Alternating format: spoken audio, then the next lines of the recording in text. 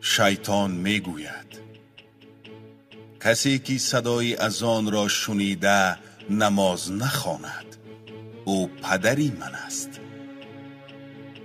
اگر ثروت و نان را اسراف کند او برادری من است. اگر از امام پیشتر به رکوع رود او پسری من است. اگر به خاندانش مهمان آید و حرمت و احترام نکند او مادری من است. زنی که لباس برهنه پوشیده خود را در بین خلق نمایش می دهد او همسری با وفای من است.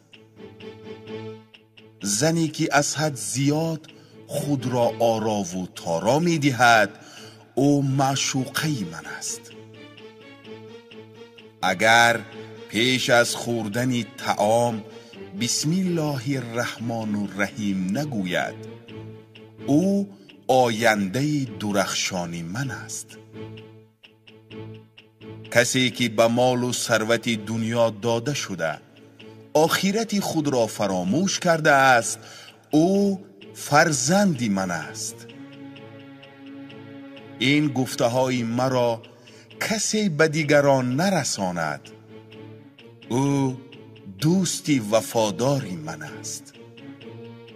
اگر این گفته های مرا کسی به دیگران میرساند او دشمنی من است.